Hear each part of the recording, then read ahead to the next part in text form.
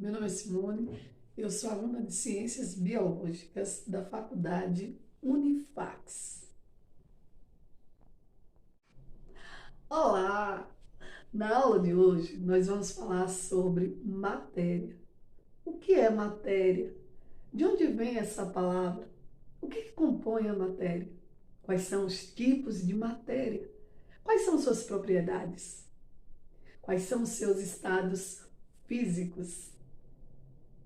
Para começar, eu vou lhe perguntar: você sabe do que as coisas são feitas? A matéria é tudo aquilo que possui massa e ocupa lugar no espaço. A palavra matéria, ela vem do latim e significa justamente isso, do que as coisas são feitas. Segundo Demócrito, a matéria ela é composta por elementos muito pequenos. Esses elementos não podem ser vistos a olho nu, são os átomos. E esses átomos, eles possuem naturezas distintas. E é a natureza do átomo que vai nos dar os tipos diferentes de matéria. A organização desses átomos também é o que vai nos dar os diferentes estados físicos da matéria. E como é que esses átomos estão unidos? Como é que eles estão organizados? Eles se organizam a partir de forças intra e intermoleculares, formando moléculas, e essas moléculas, por sua vez, vai formar compostos de dimensões maiores. Então, como eu disse anteriormente, matéria é tudo aquilo que tem massa e ocupa lugar no espaço. Quer um exemplo? O ar atmosférico. O ar atmosférico é um exemplo de matéria. Por quê? Vamos fazer uma experiência? Pegue 2 balões de festa, encha um e deixa o outro vazio. Pese o que está cheio. Agora pese o que está vazio. Há diferença de peso entre eles? O que está cheio tem volume? Está ocupando lugar no espaço? Se você respondeu sim a essas perguntas, então está aí a confirmação de que o ar atmosférico é matéria, porque ele tem massa, ele tem peso, ele tem volume e ocupa lugar no espaço. Existem tipos diferentes de matéria. Para classificar a matéria, nós precisamos levar em consideração algumas características, como, por exemplo, propriedades físicas da matéria.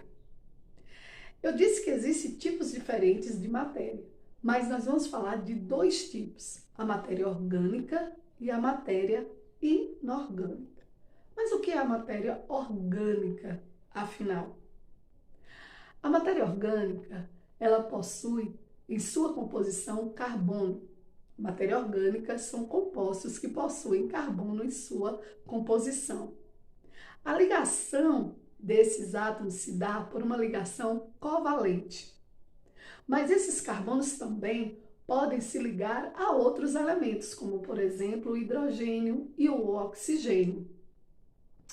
No passado, por muito tempo, acreditou-se que a produção dos compostos orgânicos era uma exclusividade dos seres vivos.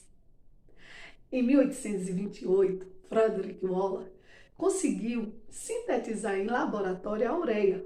A ureia é um composto orgânico, a partir de um composto inorgânico, cianato de amônio. Depois desse evento, outros compostos foram sintetizados, outros compostos orgânicos foram sintetizados em laboratório. Mas atenção, nem todo composto que tem carbono em sua composição pode ser classificado como orgânico. Quer um exemplo? Os carbonatos. Eles não são orgânicos, eles são inorgânicos. E os compostos inorgânicos?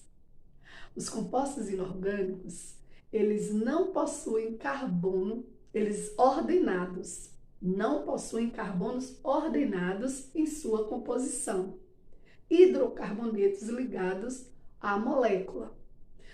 A ligação dos compostos inorgânicos geralmente é iônica. Quer um exemplo de compostos inorgânicos e que estão presentes no nosso cotidiano? A soda cáustica, o sal de cozinha. Então, são exemplos de compostos inorgânicos, os ácidos, as bases, os óxidos, por exemplo, são compostos inorgânicos. Então, esses são os tipos de matéria orgânica e inorgânica.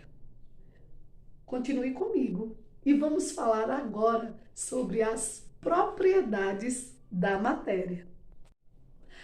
Existem dois tipos de propriedades da matéria: a propriedade geral e a propriedade específica. A propriedade geral da matéria é aquela que é comum a toda a matéria. Já a propriedade específica é aquela que varia entre uma matéria e outra. As propriedades gerais, elas são 9: massa, volume, impenetrabilidade, descontinuidade, divisibilidade, elasticidade, compressibilidade, indestrutibilidade e inércia. Vou falar sobre cada uma delas agora. Vou falar sobre massa. A massa é uma propriedade geral da matéria, ou seja, é a quantidade de material que um sistema possui. A massa, ela é medida em quilo, em quilograma, segundo o Sistema Internacional de Unidades. Já o volume é o espaço que essa massa ocupa, e ele é medido em metro cúbico, também pelo Sistema Internacional de Unidades. Só para frisar, 1 metro cúbico equivale a 1000 litros. Impenetrabilidade. O que é que nos diz essa propriedade geral da matéria? Ela nos diz que dois corpos não ocupam o mesmo lugar no espaço. Quer um exemplo? Pegue uma garrafa. Dentro dessa garrafa, apesar de não vermos, existe ar. Se você for colocar água dentro dessa garrafa, o ar vai sair para dar lugar à água. Então, essa é uma propriedade da matéria, impenetrabilidade, ou seja, dois corpos não ocupam o mesmo lugar no espaço simultaneamente. Descontinuidade. Descontinuidade, apesar de não vermos a olho nu, a matéria ela não é contínua, ela é descontínua. Mas o que isso quer dizer? Quer dizer que entre uma molécula e outra há espaços vazios. Divisibilidade é outra propriedade da matéria. Divisibilidade quer dizer que eu posso dividir a matéria infinitas vezes. Eu posso dividir a matéria infinitas vezes. Temos também a compressibilidade, ou seja, eu posso reduzir o tamanho da matéria sem que ela perca suas propriedades originais. A partir de uma força externa, eu posso reduzir a matéria. Quer ver um exemplo simples? Pegue uma seringa, feche a saída de ar e pressione o embolo até o final. Você conseguiu chegar até o final? Não.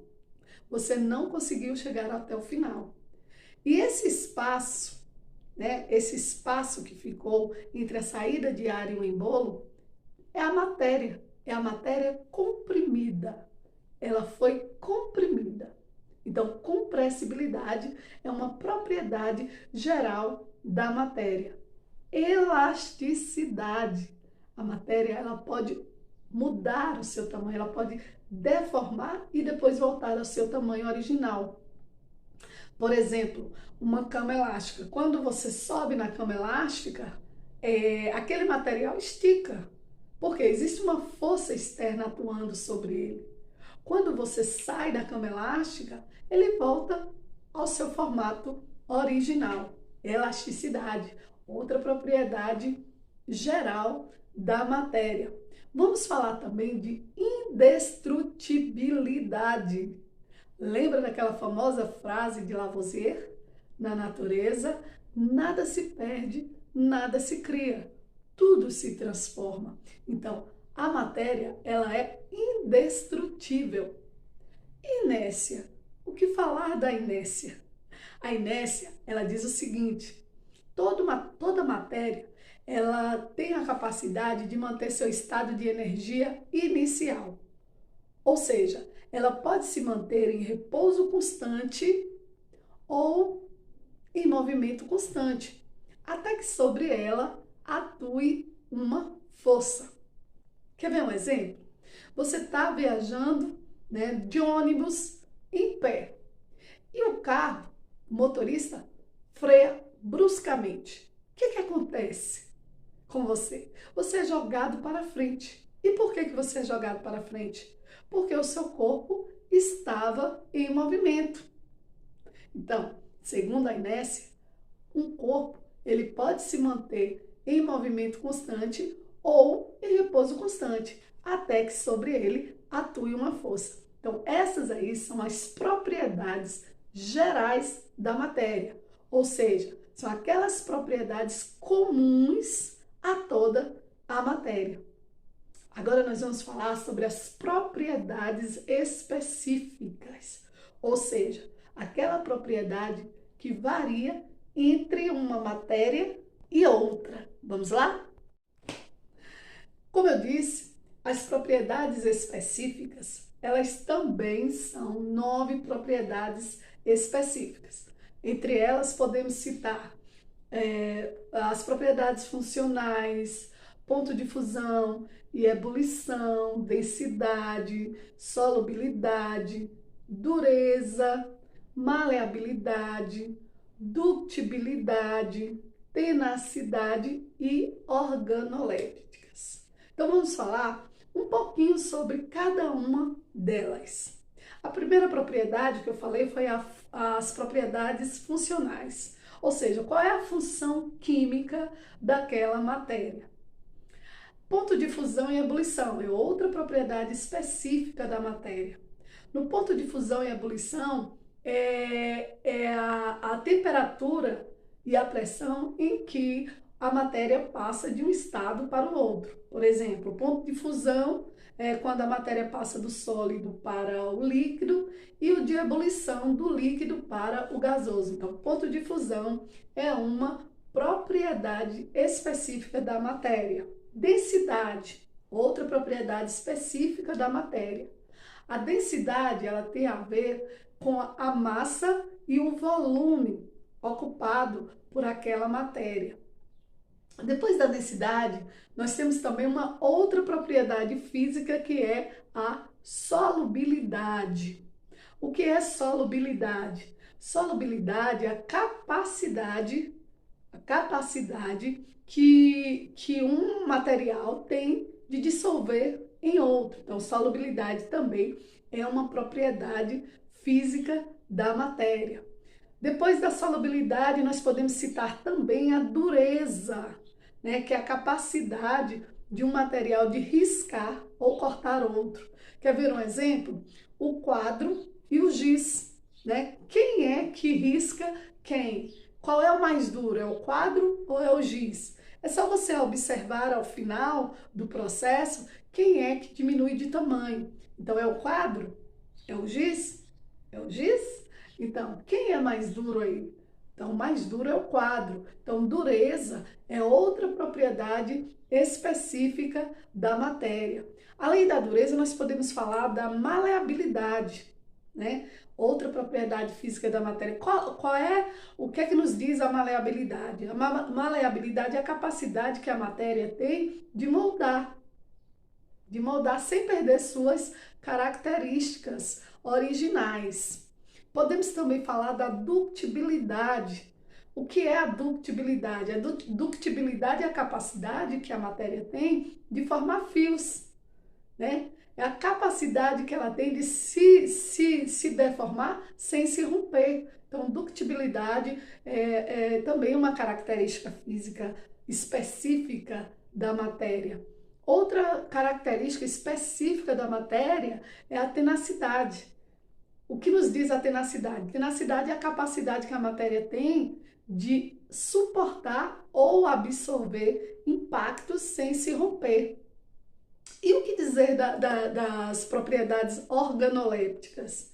As propriedades específicas, né, as propriedades organolépticas da matéria, elas são aquelas propriedades que a gente pode perceber com os nossos sentidos, né? A audição, o tato, o paladar, o olfato, a visão. Então, essas são as propriedades específicas da matéria, ou seja, aquelas propriedades que variam entre uma matéria e outra matéria. As mudanças do estado físico da matéria, né, inclui aí fusão, inclui vaporização, inclui solidificação, condensação, sublimação, né? Então, as mudanças do estado físico da matéria depende muito da agregação das partículas que formam aquela matéria. Se elas estão mais agregadas, se elas estão menos agregadas, se elas estão mais ordenadas ou se elas estão menos ordenadas. Então é a partir daí que nós vamos ter os estados físicos da matéria. Então, se as partículas que formam a matéria estão bem organizadas, bem unidas, bem ordenadas, nós temos o estado sólido. Se ela está se as ligações entre as partículas que formam a matéria não está muito forte, se há mais mobilidade entre essas partículas, nós temos aí o líquido. E no estado gasoso, a mobilidade é maior, a desordenação também é maior. Então, os estados físicos da matéria dependem muito de duas grandezas. E quais são essas grandezas? Pressão atmosférica e temperatura. Essas são as grandezas que vão determinar o estado físico da matéria, se sólido, se líquido ou se gasoso. Quer ver um exemplo? Interessante falar também, viu? Antes do exemplo, que a pressão atmosférica e a temperatura, elas funcionam de forma inversa, né? Inversa. Então, como eu falei anteriormente, eu vou dar um exemplo aqui. Como é que você acha que os fabricantes de refrigerante conseguem solubilizar o dióxido de carbono no líquido? Como é que ele consegue fazer isso se o dióxido de carbono está num estado diferente, está no estado gasoso? Ele diminui a pressão atmosférica, né? A pressão atmosférica diminui, a temperatura precisa estar bem baixa para que o gás se transforme em líquido e aí solubiliza. Né? Aí eles conseguem solubilizar o dióxido de carbono no refrigerante. Você já reparou que quando você abre a garrafa de refrigerante, o gás é o primeiro a sair? Você já se perguntou por que que isso acontece? Por que que o gás é o primeiro a sair? A gente ouve aquele barulhinho. O gás é o primeiro a sair, por quê? Porque diminuiu a pressão. Você abriu a tampa da garrafa, diminuiu a pressão que havia ali dentro. Então ele, ó, na primeira oportunidade, ele escapole. E você quer ver como ele vai escapulir mais rápido? Se a temperatura estiver alta.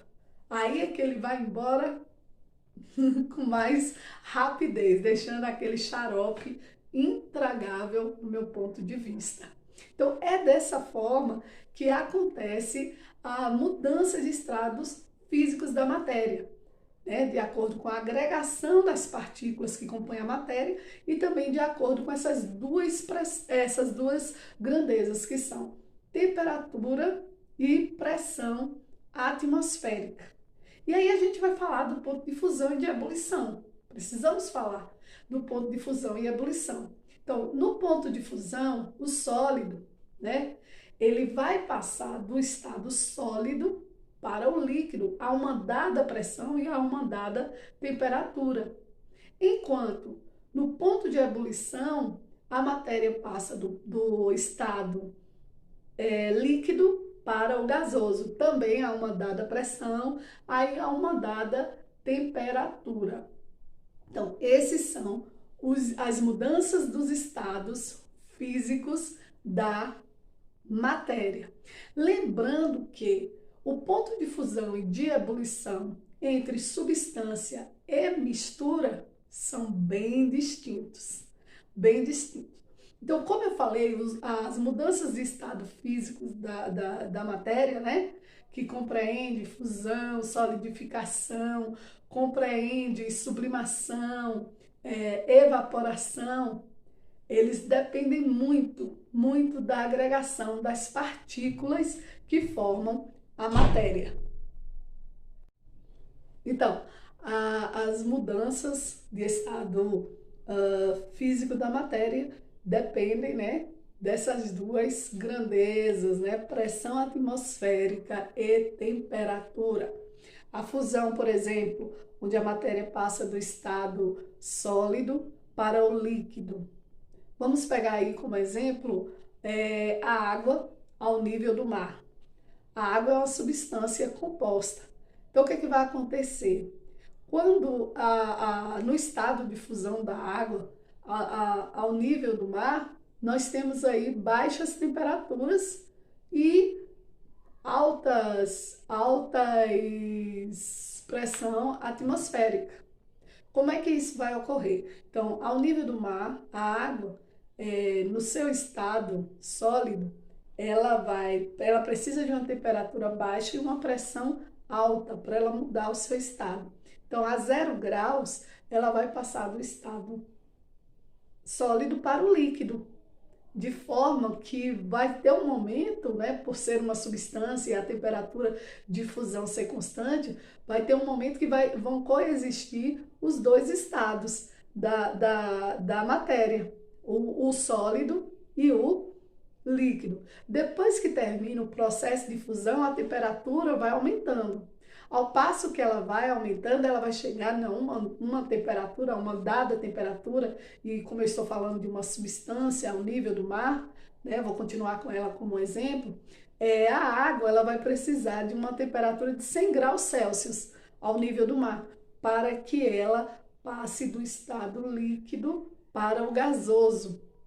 A temperatura vai se manter estável. Depois que esse processo termina, né, de passagem do estado líquido para o gasoso, a temperatura tende a aumentar, ela não vai se manter constante, ela só se mantém constante durante o processo de passagem de um estado, do estado para o outro. E eu estou falando de substância, é importante frisar que eu estou falando da água e estou falando também ao nível do mar, tudo muito específico, né? Uma pressão atmosférica específica. E aí o que acontece?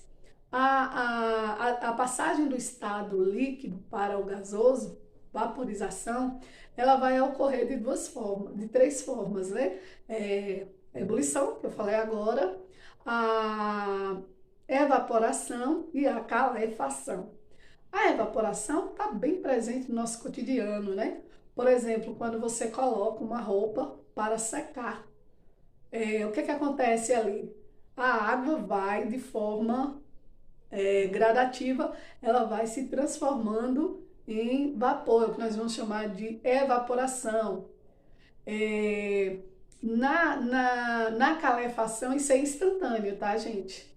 Imagine que você tem ali uma chapa, uma panela, né? Uma panela em alta temperatura. Experimente deixar cair um pinguinho de água dentro dessa panela. Né? Uma panela, vamos imaginar que essa panela está vazia e ela foi submetida a altas temperaturas. Então, se cair um pinguinho de água nela, a água vai passar para o estado gasoso de forma instantânea. É o que nós vamos chamar de calefação. Bom, mas o processo inverso do estado físico da matéria também ocorre. De que forma que ele vai ocorrer? Diminuindo as temperaturas. Por exemplo, a matéria no estado gasoso, como eu estava falando da água, vou continuar com a água. O exemplo da água. Por exemplo, quando o vapor d'água, né, atinge uma temperatura de 100 graus Celsius, ele vai fazer o processo inverso, vai passar de gás para líquido. É o que nós vamos chamar de liquefação. E se eu continuar diminuindo a temperatura e ela chegar a 0 graus, ela também vai passar de um estado para o outro. Vai passar do estado líquido para o sólido. É o que nós vamos chamar de solidificação.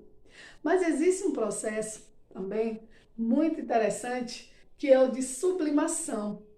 O processo de sublimação é quando a matéria em estado sólido passa diretamente para o gasoso, né? Que é o que nós vamos chamar de sublimação. E o processo inverso também pode acontecer, que é o ressublimação,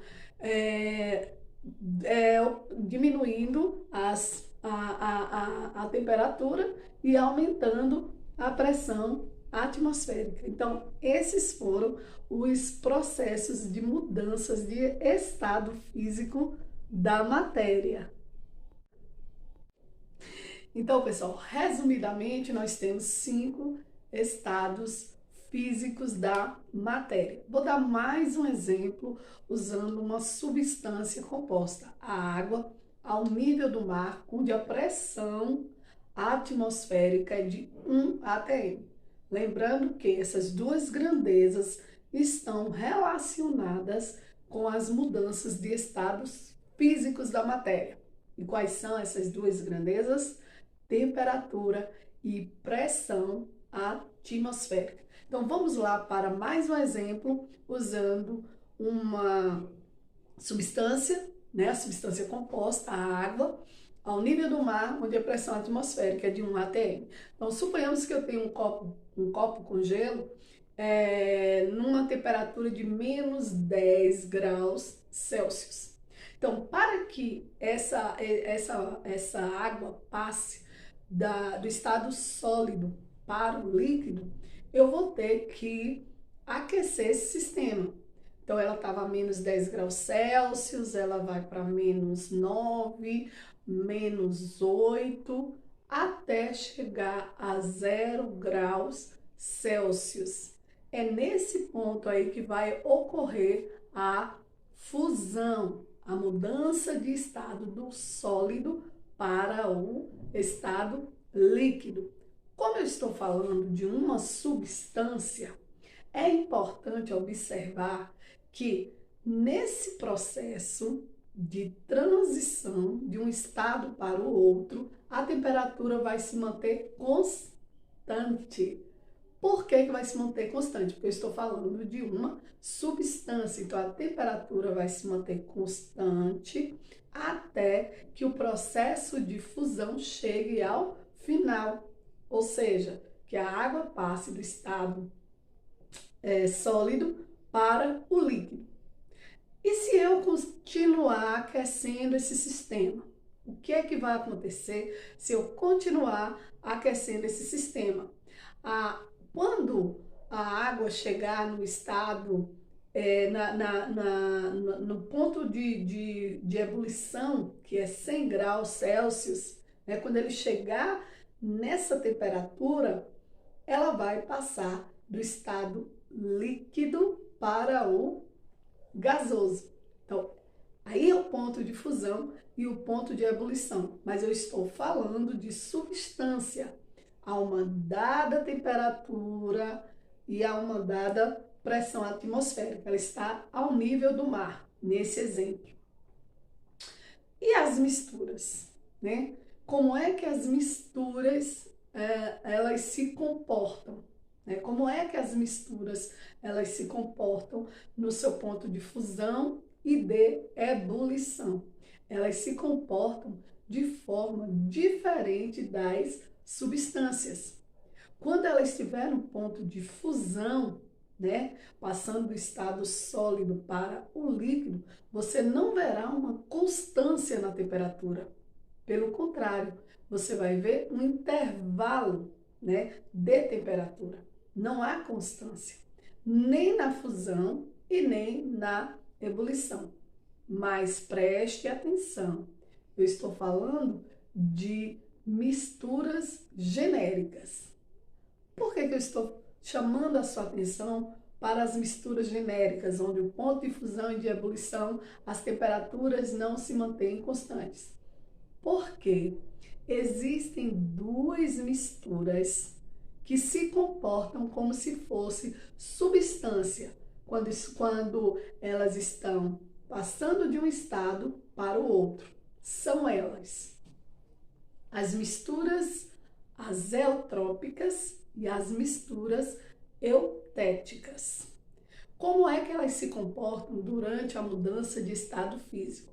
As misturas eutéticas, durante o ponto de fusão, a temperatura se mantém constante.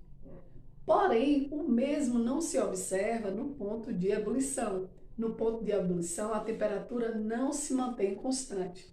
Então, quando as misturas eutéticas elas estão passando do sólido para o líquido, ela se comporta como se fosse uma substância. Quando ela está passando do líquido para o gasoso, o mesmo não se observa, ela se comporta de acordo com a sua natureza, como mistura. Entendeu?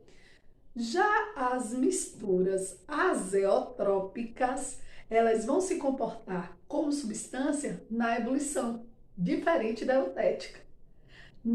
As misturas azeotrópicas, quando elas estão passando do estado líquido para o gasoso, ela se comporta como se fosse uma substância, ou seja, ela mantém sua temperatura constante até que o processo termine. E o ponto de fusão das misturas azeotrópicas? Durante o ponto de fusão, ela se comporta de acordo com a sua natureza, como mistura, ou seja, não há constância na temperatura, há um intervalo, né? Oscila a temperatura, tem um intervalo de temperatura. Então, a diferença entre a mistura eutética para a azeotrópica é que, durante o processo de fusão da eutética, a temperatura se mantém constante. A azeotrópica, durante o processo de ebulição, a temperatura se mantém constante. Então, quando eu chamo a atenção de vocês para as misturas eutéticas e azeotrópicas, né, é porque elas vão se comportar como se fosse uma substância quando houver essa mudança de estado físico. E as genéricas? Vou recapitular. As genéricas, durante o estado de mudança, né, durante o processo de estado de mudança, elas não há constância, nem na ebulição e nem na fusão. Então, esse foi o ponto de ebulição e de fusão de substâncias e misturas que eu quero chamar a atenção de vocês. Bom, pessoal, agora nós vamos falar sobre as substâncias e as misturas. As substâncias, elas são formadas de um só componente, enquanto que as misturas, elas são formadas por mais de uma substância. Enquanto as misturas não mantêm suas propriedades, suas características específicas constantes, as substâncias já conseguem manter suas características específicas, né, suas propriedades específicas constantes.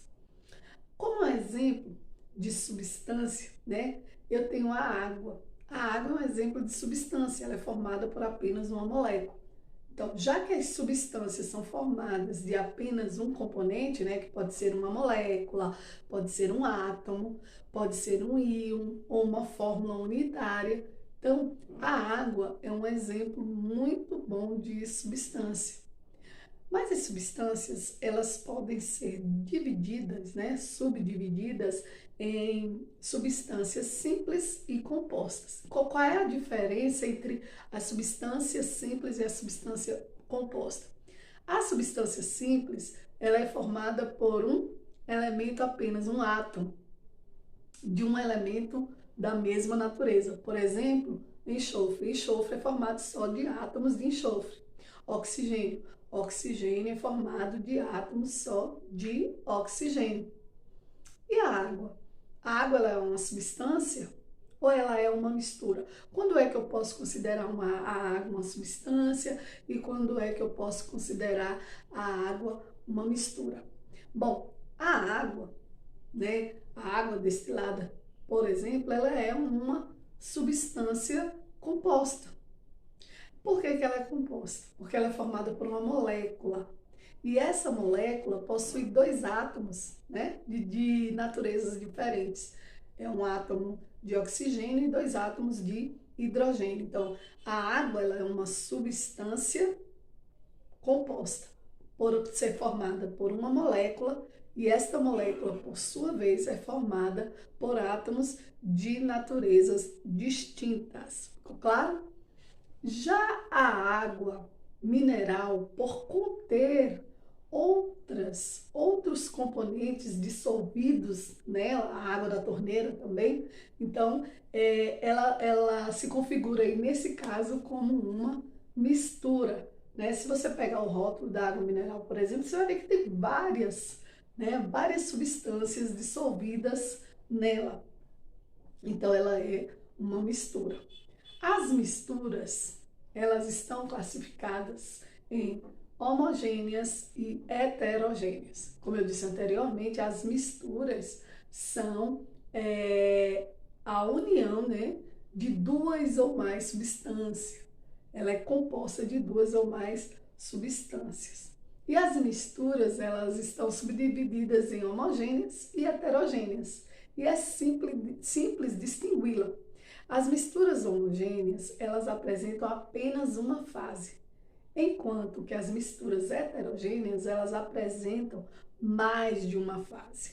Mas atenção, essas misturas que são consideradas homogêneas, elas precisam também serem homogêneas ao microscópio, tá?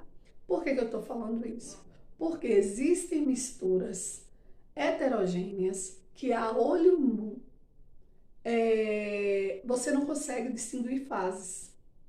Você só vai conseguir distinguir outros componentes naquela mistura se você observar o microscópio. Quer um exemplo? O sangue, o leite. Se você observar essas duas misturas ao microscópio, você vai ver que elas apresentam mais de uma fase, certo? Mas existem sistemas que são considerados sistemas de substâncias, viu, gente? Que são considerados heterogêneas. Então, quando é que uma substância vai ser considerada heterogênea? Quando ela apresentasse dois estados físicos diferentes ao mesmo tempo. Por exemplo, água e gelo. Ah, mas não é da mesma natureza, tudo não é água? Sim, porém uma está num estado e a outra está num outro estado. Uma está no estado sólido, enquanto a outra está no estado líquido. Então aí eu tenho um sistema heterogêneo. Então só esses componentes podem ser um átomo, pode ser um íon, pode ser uma fórmula unitária e pode ser uma molécula. As substâncias, elas estão subdivididas em simples e compostas. E as misturas são formadas a partir de mais de uma substância. Elas subdividem-se em heterogêneas e homogêneas. Para serem classificadas como homogêneas, elas precisam manter, né, o seu visual, né, porque o que vai ajudar a gente a distinguir uma substância, uma mistura heterogênea de uma mistura homogênea é o visual. Então, se eu observo um sistema com uma mistura e ele mantém um visual uniforme, né? Então, aí eu tenho uma mistura homogênea. Porém, ela precisa manter esse visual uniforme também ao microscópio. Por isso que eu estou chamando a atenção, porque as misturas heterogêneas, como o leite e o sangue, nos enganam a olho nu. né? A olho nu você não consegue distinguir mais de uma fase. Porém, ao microscópio você consegue distinguir fase. Então, essas são as diferenças entre misturas e substâncias. Bom, pessoal, observe nessa tabela aí que o ponto de fusão e o ponto de ebulição dessa substância se mantém constante. Então, nas substâncias, o ponto de fusão e ebulição vai se manter constante, ou seja, a temperatura vai se manter constante até o final do processo. Nesse outro gráfico, o ponto de fusão e de ebulição, há uma oscilação na temperatura, há um intervalo, né? Por quê? Porque nós estamos tratando de uma mistura. E a mistura, vocês sabem que é uma união de várias substâncias, de duas ou mais substâncias. Então, observem que o ponto de fusão e de ebulição não é constante. Ele não se mantém constante, porque nós estamos tratando de uma mistura. Bom, pessoal, chegamos ao final de mais uma aula. Espero que você tenha compreendido do que é que as coisas são feitas. Espero também que você tenha entendido sobre a matéria, a composição da matéria, os tipos de matéria, as propriedades gerais e específicas, bem como seus estados físicos. E só para garantir que você aprendeu tudo o que foi dito aqui, nós vamos fazer um resumo de tudo o que foi visto até aqui. Então, vamos começar rememorando. Lembram-se que a matéria, a palavra matéria tem origem, né? Ela tem origem no latim, significa do que é que as coisas são feitas. E o que é a matéria, afinal? A matéria é tudo aquilo que tem massa, que tem peso e ocupa lugar no espaço. Eu dei alguns exemplos. Um dos exemplos que eu trouxe para vocês foi o do ar atmosférico, mas nós temos inúmeros exemplos, né? Poderíamos passar essa aula inteira dando exemplos de matéria. O que foi que Demócrito trouxe para nós a respeito da matéria? A matéria é formada por pequenas partículas. Como é que essas partículas se chamam? Átomos.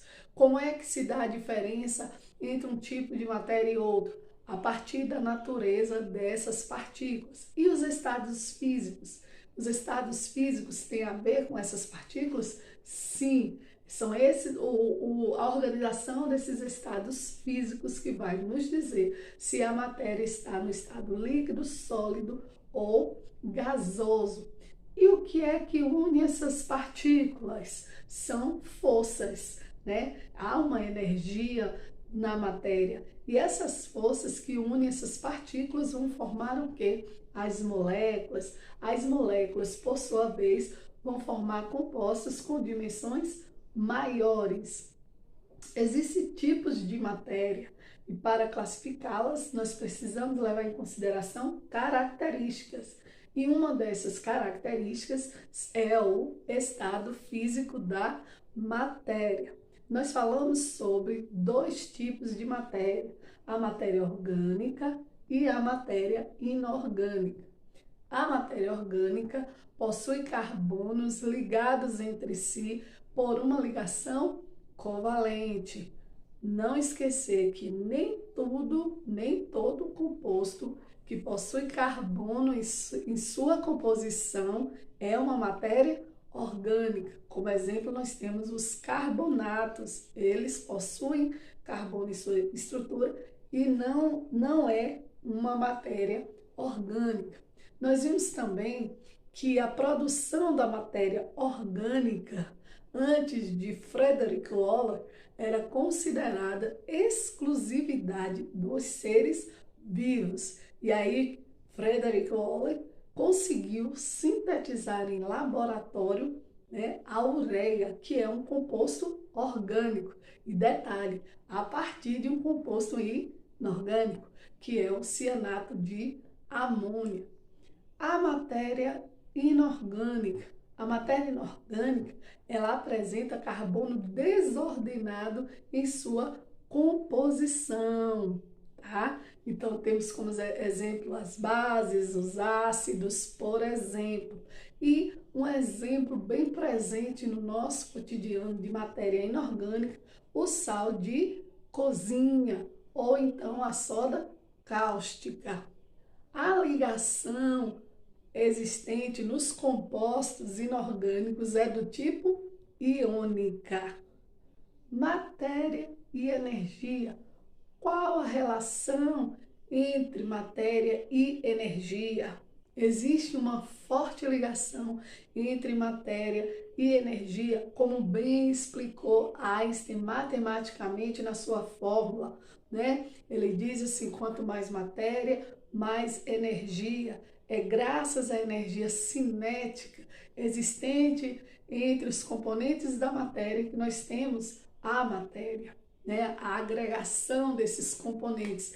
E ele se dá a partir da energia.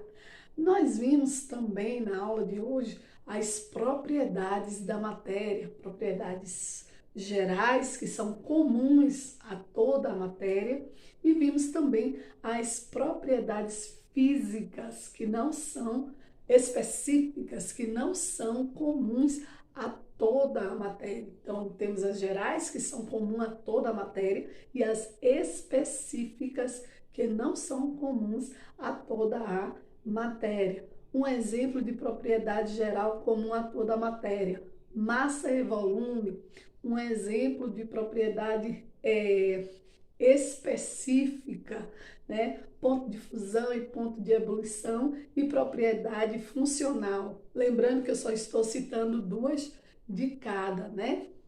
Além das propriedades da matéria, nós temos também os estados físicos da matéria.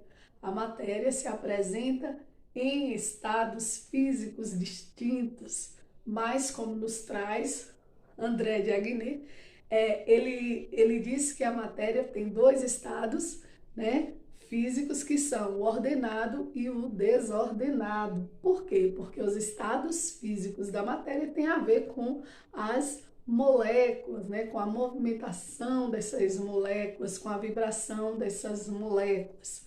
E os estados físicos da matéria são gasoso, líquido e sólido. No sólido, essas moléculas estão no estado ordenado, ou seja, seus constituintes estão bem arranjados, estão fortemente ligados.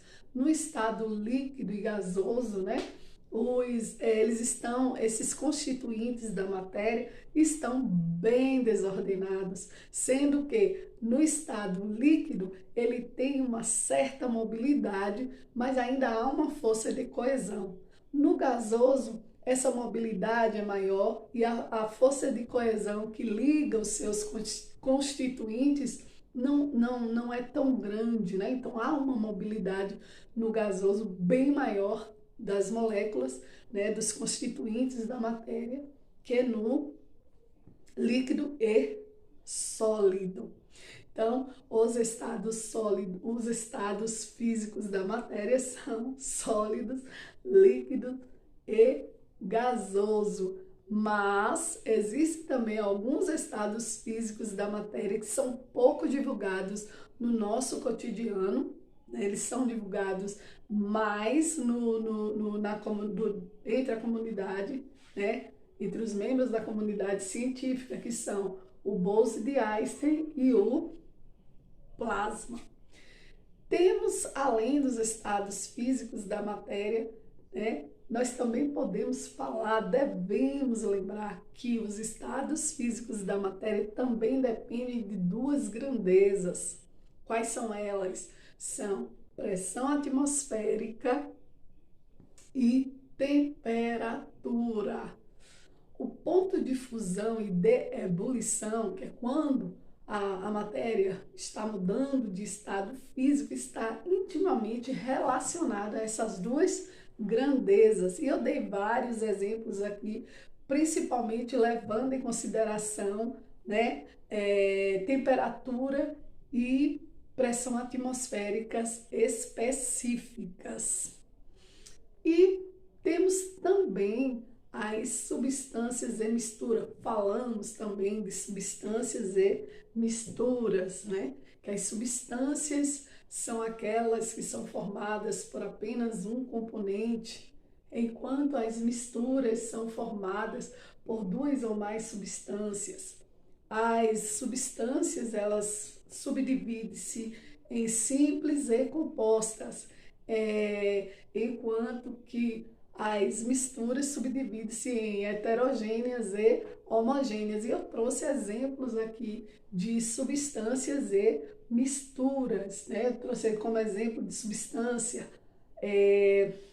água destilada, por exemplo, que é uma substância composta porque é formada por uma molécula, onde esta molécula é formada por dois átomos de naturezas distintas, né, o H2O.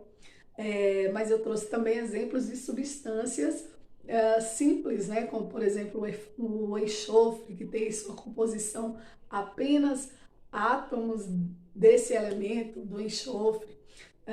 Trouxe exemplos de misturas heterogêneas que a olho nu, e eu faço questão de frisar que a mistura ela só pode ser considerada heterogênea se ela manter as características também ao microscópio. Então eu trouxe como exemplo o leite e o sangue, né, que a olho nu ela pode nos enganar.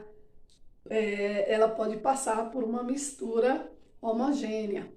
Eu falei também de sistemas de substâncias onde eles podem ser heterogêneos. Quando? Quando eles apresentarem, né, aquela substância em dois estados físicos, né? Por exemplo, a água e o gelo. Eu tenho aí um sistema formado por substância, porém é um sistema heterogêneo porque ele apresenta-se em dois estados físicos distintos. Bom, pessoal, eu espero que depois desse resumão tenha ficado bem claro para vocês do que é que as coisas são feitas, o que é matéria. Espero ter ajudado vocês na busca pelo conhecimento. Então, continue nessa busca e vamos lá. Para vocês fixarem melhor o que aprenderam até aqui, que tal fazermos uma atividade? Então, pegue aí caderno, caneta, lápis, borracha e vamos exercitar aquilo que nós aprendemos até aqui. Vamos lá? Atividade.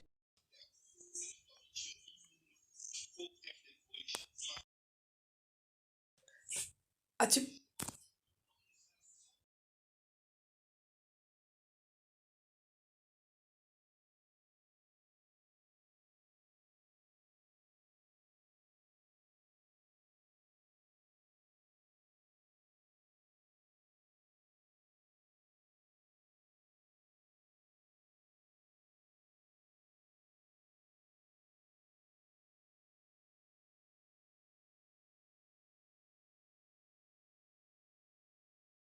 Bom, pessoal, eu espero ter contribuído com vocês na busca pelo conhecimento. Quero agradecer por vocês terem ficado comigo até aqui e espero ter uma nova oportunidade em breve. Gratidão.